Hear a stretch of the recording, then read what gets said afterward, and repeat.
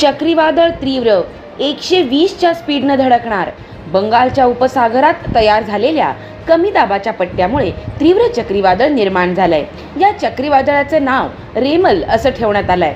हवामान विभागाने दिलेल्या माहितीनुसार हे चक्रीवादळ आज रात्री पश्चिम बंगालमधील सागरी बेटे आणि खेपुपारा दरम्यानच्या किनारपट्टीला धडकण्याची शक्यता आहे.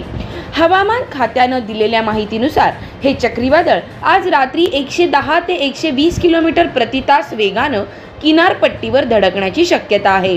या पार्श्वभूमीवर या भागातील सर्व विमान उड्डाणे रद्द करण्यात आली आहेत.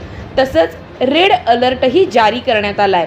हवामान खात्याने दिलेल्या इशाऱ्यानुसार 26 आणि 27 मे रोजी पश्चिम बंगालच्या उत्तर भागात तसंच ओडिसाच्या किनारपट्टी भागात आणि भारताच्या नॉर्थ ईस्ट राज्यांमध्ये मुसळधार पाऊस होणार असून या राज्यांना रेड अलर्ट जारी करण्यात आलाय.